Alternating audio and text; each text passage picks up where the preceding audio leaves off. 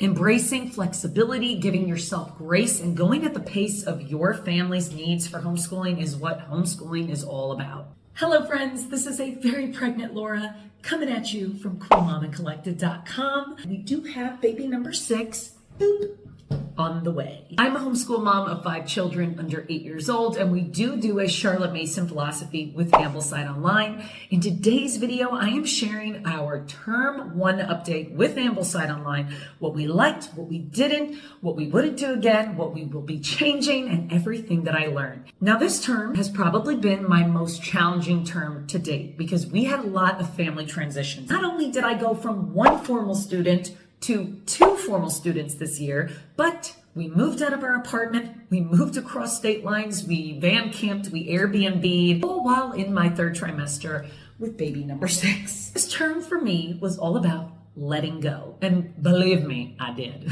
I think it's only making me a more balanced homeschool mom, and I think it's giving my kids the grace and the breaks that they need during life's transitions. This is definitely a growing point for me. We can plan our homeschool year to our heart's content. Plans changing is not failing. Plans changing is pivoting and remaining resilient. We should embrace and celebrate those moments when we demonstrate resiliency as mothers and we listen to what truly works best for our children and for our families. That is true success. Now that we completed term 1, even if it didn't look exactly like as I planned, I'm going to share that with you guys now.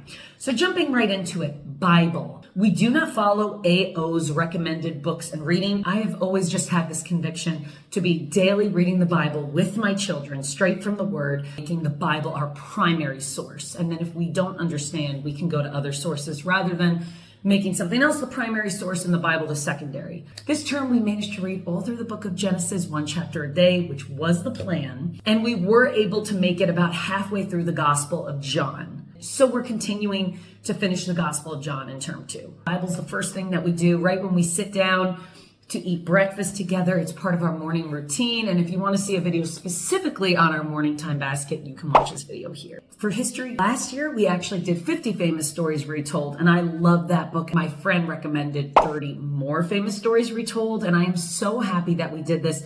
The stories are short, concise, easy to understand. It's something that the whole family can do. It's actually been really cool to hear my 5-year-old come to me and beg me to read history, or he always joins in with my 6 and my 8-year-old. You don't need to force your Kinderleben to join in, but you'd be really surprised if you could keep them in the same room while you're reading to your kids. It's really cool to see that a lot of times they just get drawn to this. And even if they're not maybe understanding to the complete height that your older students are, I just find that my 5-year-old is paying way more attention than I realize. And again, for history, we're on year 3 with all my students. The chapters for history in the books that I'm going to mention were so concise, so short, just not a burden at all. Every now and then, say in this country of ours, we might have had a chapter that was like 20 minutes or 33 minutes long. And that I might break into 2 days or just really relax, get the snacks out, cuddle on the couch, kind of really just soak it all in. Most of these books, Child's History of the World, Island Story, This Country of Ours, and 30 More Famous Stories, as I told, they're all like 5 to 8 minutes. Like, it's been really, really great. I'm realizing it's not about getting your kid through 3rd grade and then being a genius at everything. It's about planting seeds in your children in these different subjects that are not burdensome, that get them excited about history. I don't really care if they don't remember the exact dates of certain things right now. I know I'm planting seeds to just have their hearts completely open to history. And I gotta tell you, they are learning way more than I learned. They are more passionate about history than I was. So I do believe that this is doing wonderful things for them, and it's just giving them that positive love and association for history, which is great. We also started Benjamin Franklin by Ingrid Diolier. I think that's how you say it. We have read previous books by this author, and I could not recommend the author Diolier, first name Ingrid. I could not recommend her more. Every page you read is followed with the most beautiful illustrations surrounding that page, and then the next page, a huge page of beautiful illustrations. These books could not be more living. When you hear about a living book with Charlotte Mason, what grasped your child's attention in a living book? This is it. Ingrid Diolier knows what's going on. The literature, the drawing, the story, it's just engaging the child. And I found that my children really, really love that. So we've included everyone with Benjamin Franklin. Because we were on the road so much, Benjamin Franklin took a little hit. We didn't completely get as far as I wanted, but luckily, Benjamin Franklin gets included in term 2. So we are just continuing to do Benjamin Franklin and we won't get off track, but we definitely took a break and I had to release the control. One piece of advice that I want to give you guys is if you finish a subject and you finish it so quick because it's just a 5-minute read and those children want more, give the people what they want. So many times my children would be like, wait, please, just one more chapter, which would have been another, 5 minutes? And usually mom is the one that's burnt out, that doesn't want to read another chapter and just wants to move on. What I've learned this year is if your children are begging for another chapter and it won't throw off your day, it's just 5 minutes, read the chapter. Because what's going to happen is you're going to lessen your burden for next week. You might even finish the book before the term is done, and then you have an easier term or you have an easier next term. I've just realized that sometimes I wanted to be a control freak and they'd be like, please, can we read another? And I'm like, no, that's next week's reading. They want to read another. They're getting another. And that's only made my next week easier. I especially love to do this with books that are only maybe a 5-minute reading. What's the big deal? If they're really getting it, give the people what they want. When I just had one formal student, natural history was a breeze. I was just doing one natural history, and then I was doing one nature study. We were doing birds, and we basically learned from the Burgess book about a bird each week, and then we would watercolor that. So we would implement watercoloring. And then when we went on our nature walks, we would look for those birds.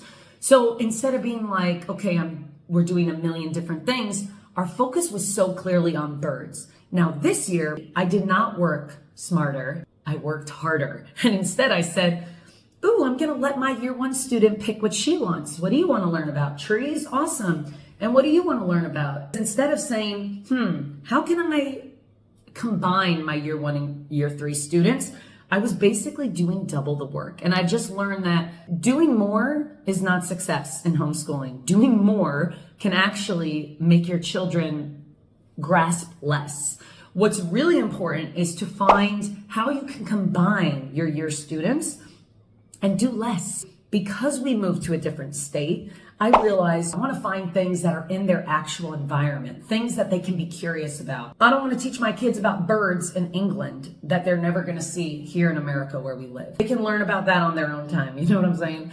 I want my kids to learn about what is in their environment now so they can become curious and interactive with the things around them instead of just dreaming about one day seeing a bird that only exists in England. And that's some of the problems I've had with Charlotte Mason and certain natural history books is I'm not trying to learn about your country's birds, okay? Priority, I need to focus on where we live because that's where my kids will actually get to see things and explore and get curious. Another tip, feel free to grab a field guide from your state like I am doing. And for instance, there are some dangerous, venomous and non-venomous snakes in my state. I actually grabbed a field guide for term 2 and me and my entire kids are going over a snake a week, similar to the birds, drawing it in their nature books. And that is really exciting to me because I feel like it's actually useful. We were reading Pagoo with my year 3 student. Love that book. Pagoo is actually a book by Clancy Hollins.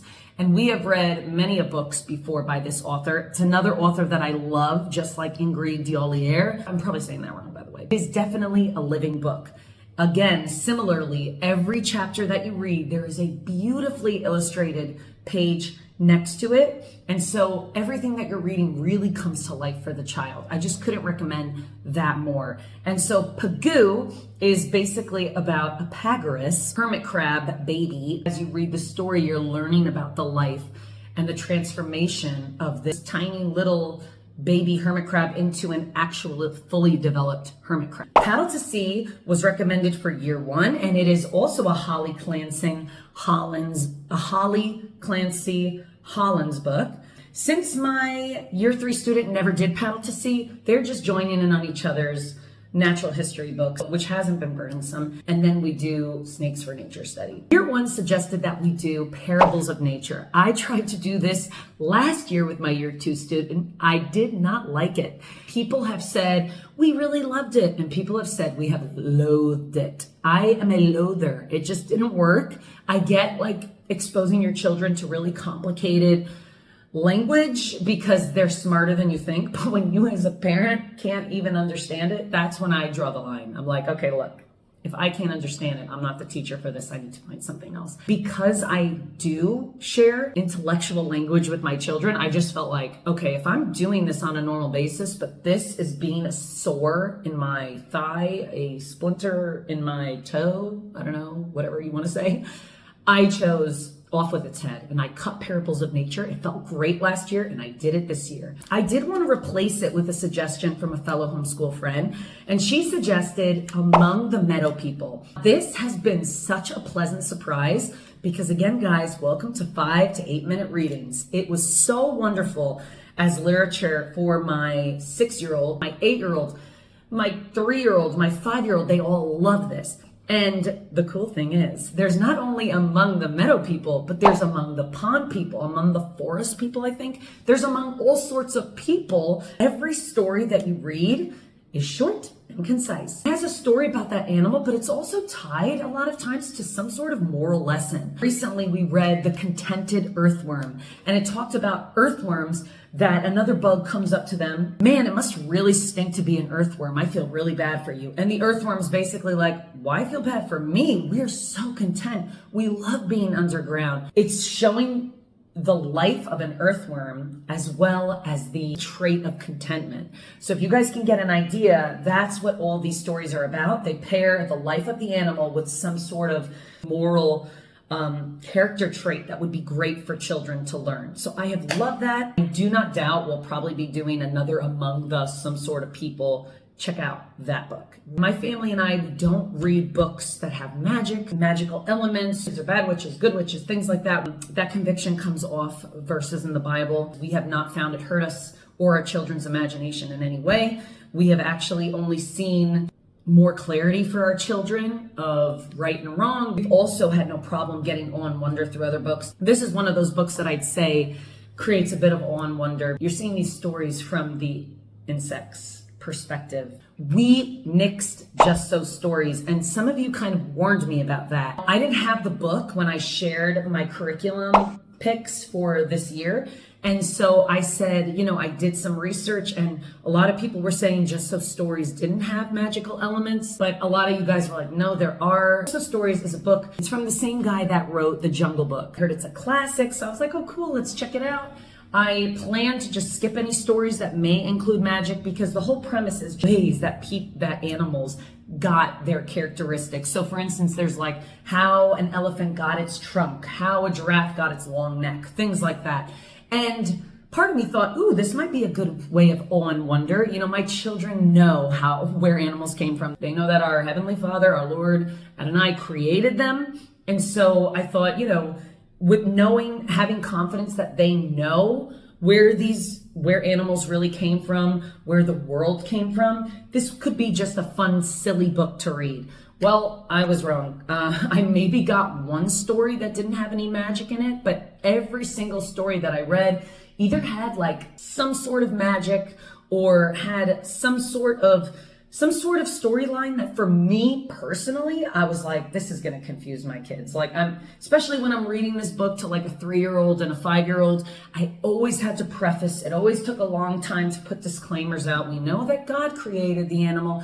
This is just a story imagining if this was the way it happened. And then I kind of felt in my heart like I was giving two conflicting views. It just didn't work for us. So I do want to let you guys know now that I would not recommend Just So Stories if you're like me and you do not want to share magic or, people that have magic, like they had a djinn. And I'll put it here with what it was. But every time that came up, I was like, not for us. I want my children to focus on stories that have awe and wonder, but without these elements.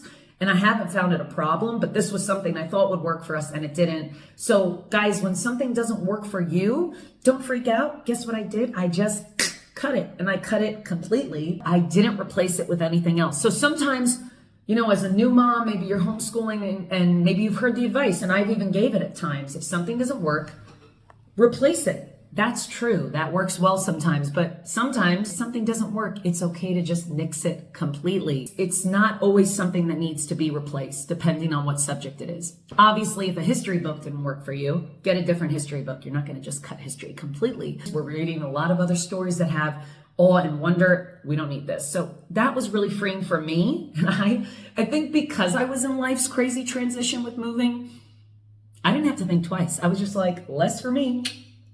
Bye-bye. On Ambleside Online in year 1, and I am looking at the Ambleside calendar, by the way. I have a year 1 and a year 3 that I print out directly from Ambleside Online. Love them.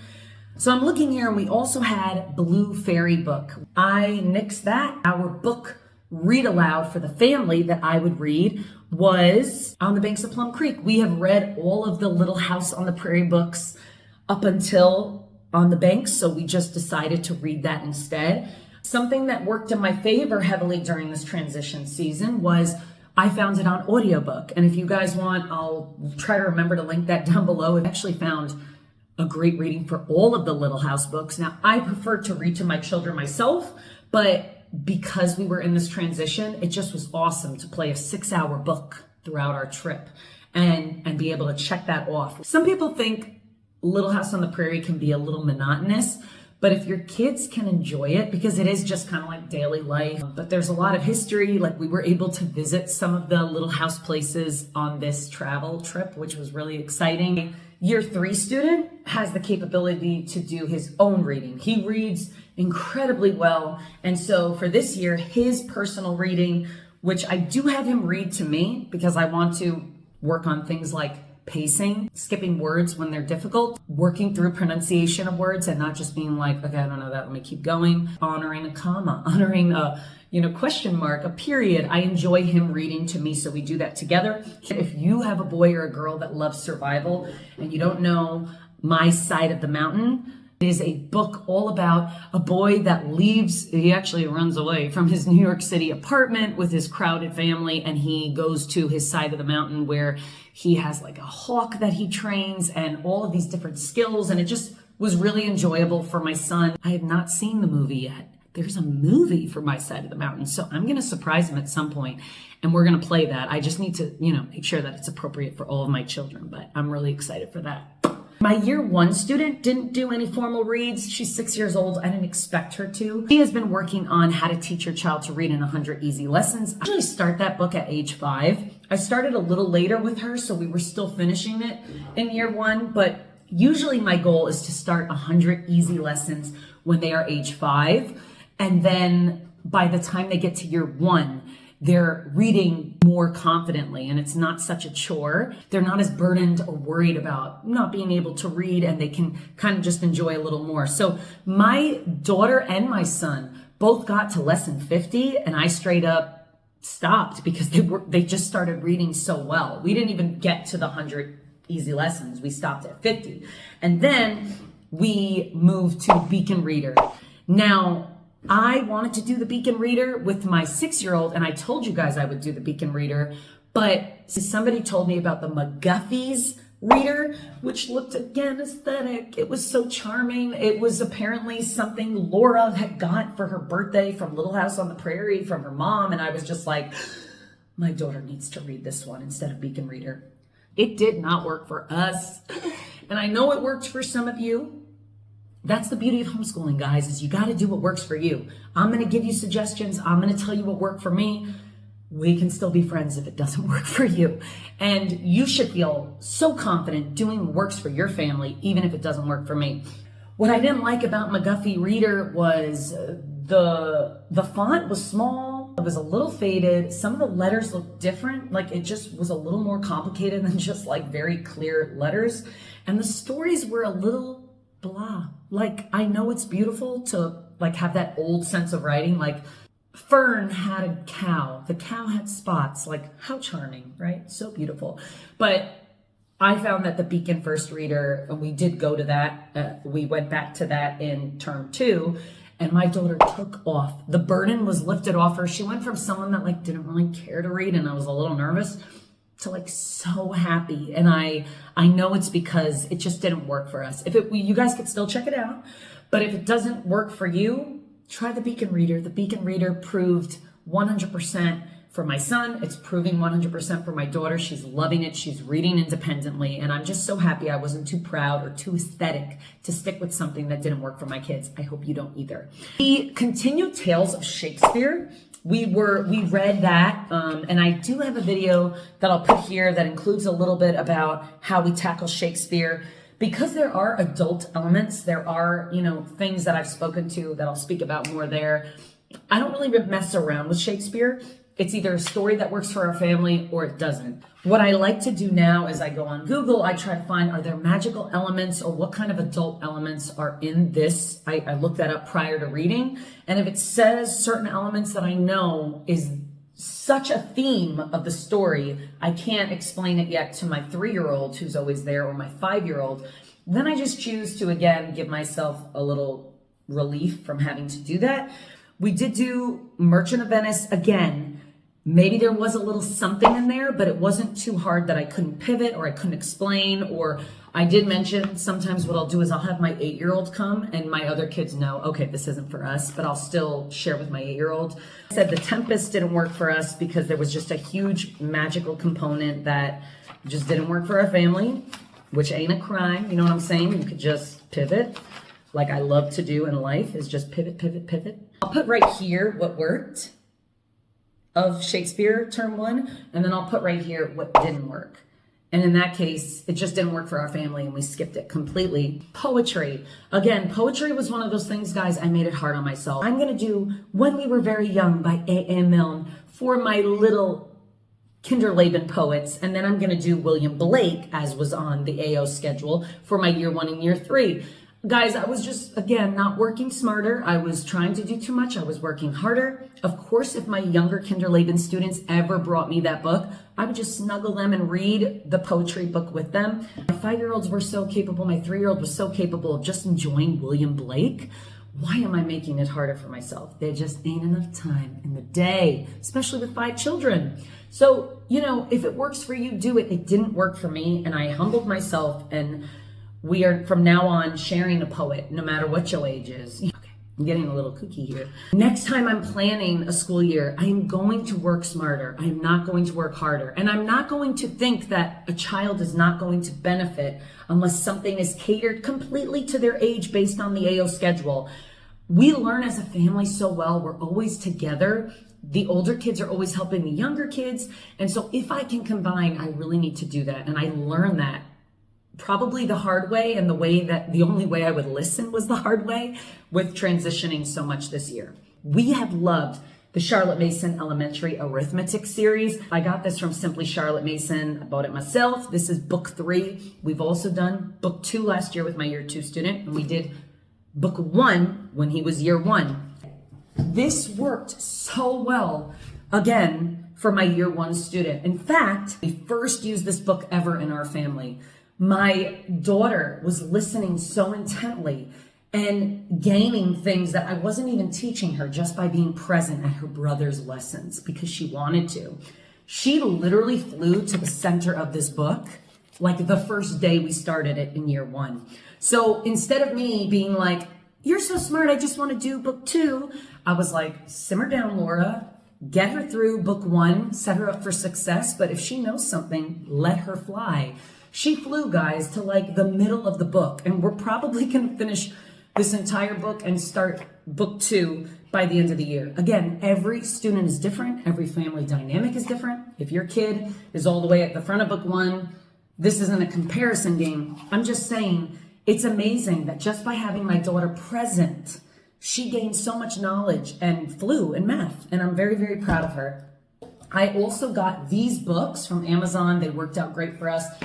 I'll link my video down below. I'll link my Amazon storefront down below. But I'm just letting you know, we use these for our kids from Amazon for our graph books, and they worked out amazing. So math just went really well this year, guys. I want to just brag to you guys right now about Italics Beautiful Handwriting for Children by Penny Gardner.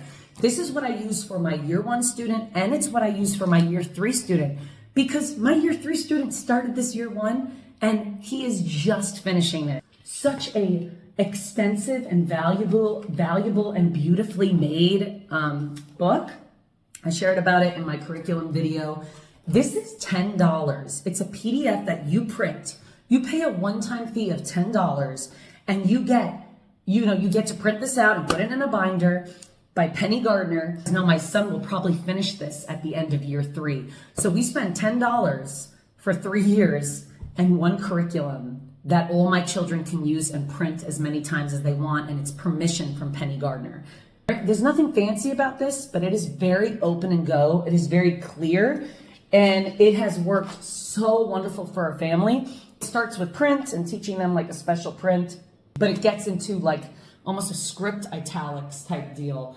And before you know it, at the very end, it's giving you like all these beautiful living words and poems and quotes and proverbs to live by that your child can print on their own. Like we got Mother Teresa, Thomas Edison, Galileo, all these famous quotes. That was actually recommended when I was in the CMEC for my oldest year 1. I have a video why we left the CMEC, but Aesop's Fables is something that I did in year 1 with my now year 3 student. And so I decided to do it again with my year 1 student and my Kinderleben. These are stories that my year 3 student has now read so many times that this I've really just given my year 3 student a break, and I've read these according to the AO schedule with my year 1 student and my Kinderleben. However, being that this isn't our first year reading this, there were a few stories that had magic or had false gods, and I ripped those out. No harm done.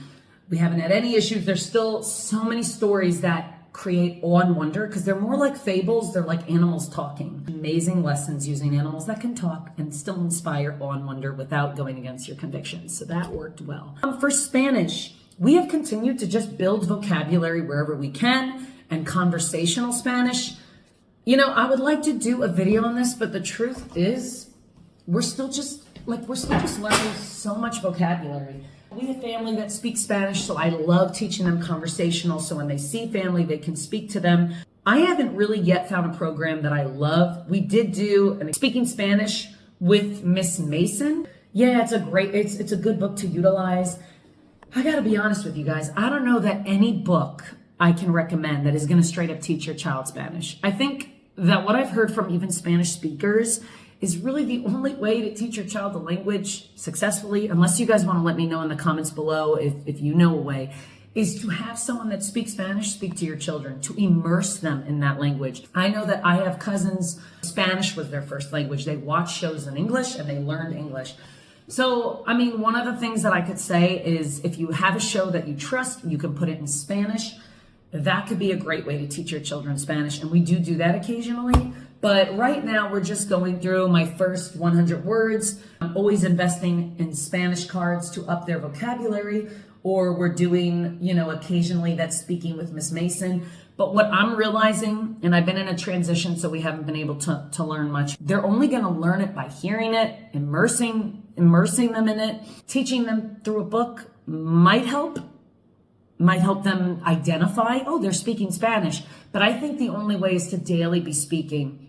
My desire is to have like a rotation where like maybe at breakfast we only speak Spanish and we have a little game where we only speak Spanish at breakfast. Then maybe the next day we only speak Spanish at lunch. Then maybe the next day we only speak Spanish at dinner.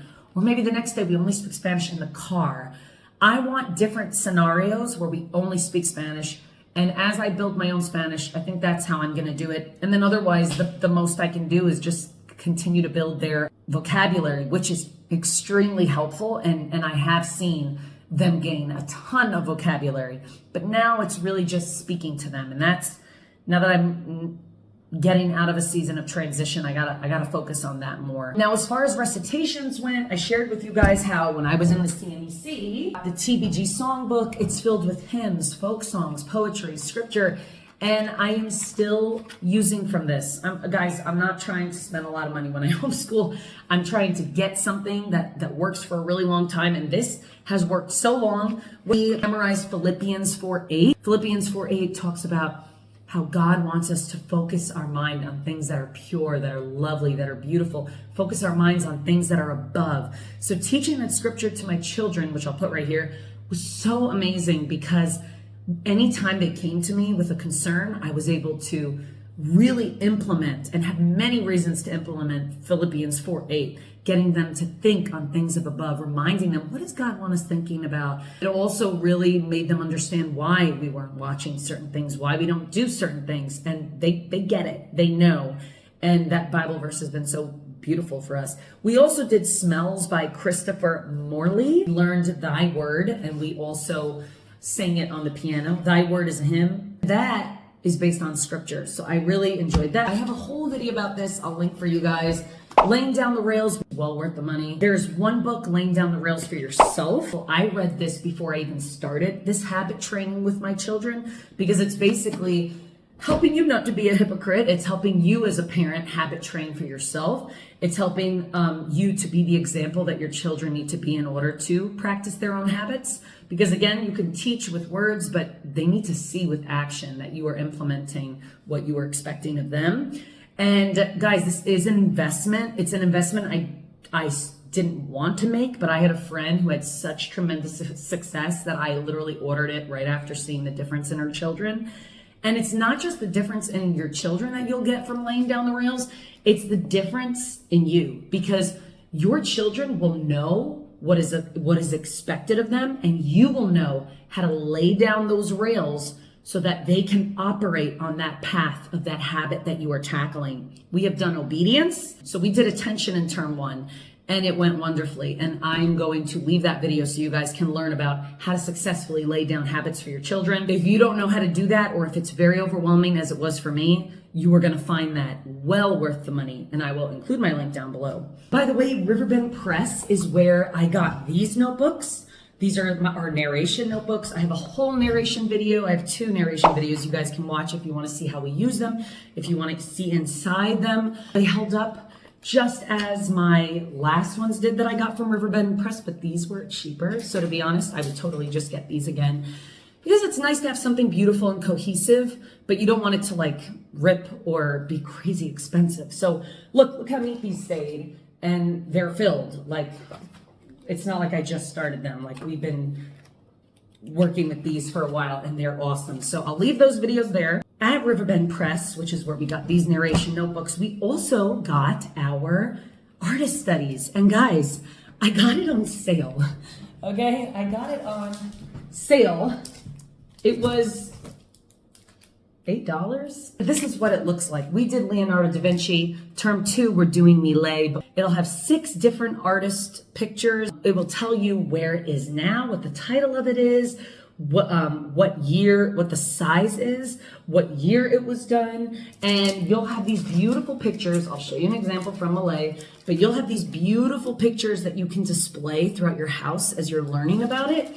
And then you'll also, which I utilized for the first time from Riverbend Press, is summaries about the pictures. So not only will you be able to show the pictures, display the pictures, do an artist study, but you'll be able to read about the artist to your children in a non-overwhelming way. Usually I would just go to Wikipedia, but I don't think I'm ever gonna not just get this again. Whether it's Riverbend Press, I know A Humble Place has it, I know Simply Charlotte Mason has it. These little packets are so helpful because you can literally just read it's already made for you. Read about each painting as you go. And although Wikipedia wasn't hard for me, and I did it like that for 2 years, this was just so easy and the paintings were so beautiful. If you want to see how I do artist study, you really should go watch my artist study video. The creativity that the kids have, the keepsake that the kids have, it works out so beautifully. And then once I take the paintings off the wall, the pictures of the paintings, I put them in their book so they can have it displayed next to the painting they drew. It's just really, really beautiful, and it's been so cohesive, and I'm very excited about that. So Leonardo da Vinci went great for term 1, and what was pretty cool was it was also on year 3 schedule to read about Leonardo da Vinci. And that was our biography, was to read about him. So I freaked out. I was like, we're supposed to read about it? And I just happened to get this on sale. It was awesome. I actually was reading Da Vinci that you spread over the term. And I got to admit, guys, I don't know that we finished it, but I had to just be at peace with stopping and moving on, because now we're doing in term 2, we're learning about William Shakespeare. So I had to just let go and say, look, I learned as much as I could. We had a really tough transition during term 1. I got to release myself. We learned a ton about Da Vinci. I can't finish it. That's kind of how it went. And it was a big deal to kind of release myself. But if you guys are in year 3, there is a biography on Leonardo da Vinci that you could get right off the link of Ambleside. That is part of year 3. Had we not been traveling, we would have completely finished it, but we learned so much just by happening to be doing the artist study while we were reading the biography. So that was really cool. We actually always do composer study with the AO rotation, Ambleside Online rotation. You can look it up. They basically rotate different composers throughout the year. You can get all the information on Ambleside Online. And I do have a video here about composer study. It went, as it always does, really, really well. Artist study and composer study. I'll link those videos down below. And I just wanted to share that went as planned. So I would definitely continue to do composer study through the AO website. And I would continue to do artist study with Riverbend Press or Simply Charlotte Mason or A Humble Place. Those are places that offer it. And I would just grab the best deal, to be honest. As far as handicrafts go, my 6-year-old daughter did embroidery. We found, I think at Ollie's, like this super cheap embroidery My Year at a Glance. It's just a kit that came with her embroidery. I'll link all this stuff down if I can. And it came with her an embroidery hoop, the embroidery material that you needed, and then everything that you needed, some inspiration. But she did it all by herself. She became so independent at this skill, and I'm just so proud of her. At first, I would like write things out and then she would embroider, but by the end of the term, she was fully embroidering on her own whenever she wanted, drawing it, doing it beginning to end, and that was just such an awesome handicraft that I highly recommend. And it was also nice to be able to get a kit for extremely cheap where they could just learn and excel at that. My son was doing whittling, and that started off with a kit as well that he got for his birthday, and he has just taken off with that. What's kind of cool is once you finish with the wood that the kit gives you, you still have all the tools and the safe gloves so that you can handicraft your heart out with whittling. And my dad even gave him a Swiss Army knife, which was really, really special to him. And we got him this book from, where did we get it?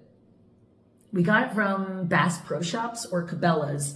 And this book is purely making things using a Swiss Army knife. So he's going to start on that because he's just obsessed and he's doing really, really good. It's really been impressive seeing the things that he's done. And that all comes, guys, from just giving your children the tools, something that interests them, a craft, a handicraft that interests them, and then just guide them until they fly on their own, and then just give them all the tools that they need to excel. And it's really exciting. This was for year 3, but all of my children love it because at the end of each chapter, which is so easy, and again, this might be one of those things where if they really want to do another page, I'll do it and I'll save myself some trouble for the next week. This is just an awesome book that I got from a friend and then realized, I have this and we're supposed to do it in year 3, so let's do it. Literally each week, you're just reading one chapter, which is usually one page, and then it has pictures. And with that chapter teaching you about the science behind a drop of water, and evaporation and water vapor and all that type of stuff, solid, gas, all that stuff, is that there is some sort of experiment display that you can choose to do with your children. So we have loved doing this book. Highly recommend this. You could probably get it from the library, guys. And it's just worked really, really well for us, and all the kids enjoy it. American Tall Tales for year 3 was a really pleasant surprise. This was actually one of those books when people ask, like, how do you inspire one wonder without magic? We had so much fun with American Tall Tales. I wasn't sure how that was going to be, but we did stories like Paul Bunyan, Pecos Bill. It's usually an outrageous story that's been passed down, but it doesn't have any superpowers. It doesn't have any magic. I haven't had any issues with the stories we've read thus far, and my 8-year-old has begged me and has read them over and over and over on his own time. So Tall Tales, I really enjoyed. Now, we did Pilgrim's Progress last year with my year 2 student and all of my children as a family. And I read it right off of Ambleside Online. There's a link that you could just push and you can literally read it in 36 readings, which means you can follow the readings right when you click the link. And basically by the end of the year, you will have finished the book. We love Pilgrim's Progress. Christiana's Journey has not been my favorite in comparison, but it is still incredible and I would highly suggest it. My kids haven't complained about it at all. It is beautiful and unique about Christiana's Journey is it's the wife of Christian who initially took the journey in Pilgrim's Progress to the Celestial City. And Christiana is his wife that initially in the first book was like, no, I don't want your God. Like, I don't want what you have. They laugh, they think, oh, he's crazy. And now they come to terms with that call to desire the Celestial City and to be with our Heavenly Father as Christian did, and the eternal things and not focusing on the things of the world. And Christiana was very much against this. And now Christian's wife, Christiana, is fully on board. And we continue to read that. We didn't finish it because it continues through term 2. And so we're continuing to read Christiana's Journey. Again, I'm just saying I enjoyed Pilgrim's Progress more, maybe because it was like book 1, you know? But Christiana's Journey has a lot to offer, and it's been really cool revisiting the places that we've revisited with Christian prior, her husband, who, spoiler alert, eventually makes it to the Celestial City at the end of book 1. And now Christiana is on that same path. To not lose battery, forgive me, I'm gonna have to do this, but we are almost done, guys. You are champs. Do you know that? This is a very long video, but I told you I'd do it, so I'm gonna do it. Do you wanna know something funny? I didn't do geography. I did not do geography at all. I don't know if you've ever planned to do something and then completely forgot to do it, but I straight up didn't do geography at all. I completely forgot. It was on like the second side of my Ambleside calendar that I thought I had everything written down. And then I realized, oh my gosh, I didn't do that. The good news is there's a book, Charlotte Mason Geography, that I have, and there's basically just a concept. It's maybe 1 chapter spread over the year. I completely forgot to do that, but I know I can just do it again. I'm not gonna panic. I made a note, make sure you cover this concept in term 2. That's something that's new for me, completely forgetting to do something. I'm just happy that I realized in term 1, at the end of term 1, that I forgot, because now I can just move it to term 2 and pivot again. Read Marco Polo, and it was supposed to be spread over the year. So we have been learning and reading about Marco Polo. Again, if you go to Ambleside Online, you will see that Marco Polo's readings that they have up there has a button you can push, and it will give you like chapters or weeks to read that will basically be done by the end of the year. So instead of purchasing these books, I like to get freebies where I can, and that's what I love about Ambleside Online. Almost all of these books you can get for free, or you can find them on Kindle, and you can save a lot, and I mean a lot of money. I love having a wall map displayed, and I thrifted one for like $5, I don't know. And what I love to do is hang it over the TV because it covers the nuisance of the TV for me, but then it also, I don't have to hammer it to the wall, which I can't really do right now in transition. So I always hang it over the TV, and then anytime we're reading any book, I have my children go up to the wall map and put their finger on the country. What I have found is this has taught them about geography more than anything I have ever learned in school. I'm like, why didn't they do that for us? I don't know, were you being told to go up and point every time it came up? Anytime we've read a story, anytime we've done history, I just send the kids up to point, and my 5-year-old like knows where all these states and countries are, because anytime we reference it, we grab this, or we grab our wall map, or we grab our geography book, which I do have a United States and world map in a book form. We don't use that as much. I think that's something we would break out if you really want to look at every little place within a certain state or country. But I just love that I can be like, and I can link these down below if you want, but I love that I could be like, oh, we're talking about, New York, go touch New York, or show your siblings where New York is, or we're talking about China, where's China? Show your siblings where China is, and pointing to the wall map. I just highly suggest having maps all over and pointing to them anytime you read. We have not started a century timeline, a wall century timeline. I do have what I need to make one, But I think because I'm not settled, the last thing I wanted to do was put all of this effort into writing on a wall map and then having it get ruined in transit and having to do it all over again. This is something that I could see us doing maybe over the summer, putting the century timeline. Again, I got mine from Riverbend Press. I'll try to include it here so you guys can see it, but I really like the idea of that. I need a space. I need to not be in transition, and we will, Father willing, be in a permanent place soon. This is a rental I'm in right now. We will be in a permanent place soon, and I will be able to, have a wall where I don't need to take things up and off and up and off, and we will have our century wall timeline. I sometimes want to do everything, and we all know, for those of you that want to do everything, a lot of times that leads to you doing nothing. And setting goals that are very realistic are really what's going to make you achieve them much, much better. What happened was I went a little kooky with trying to give every single kid the ideal perfection of what they could need to make their year really great. But in reality, I was already adding a formal student to my Ambleside Online homeschooling year. So the last thing that I should have really thought possible was to also have a full-blown Kinderleben program for my young kids when they're completely content just listening in and playing and being children. So what I want to encourage you guys is, I know I made that video. I still stand by everything there, and I will still use those things that I wanted to implement this year if it was a perfect term one.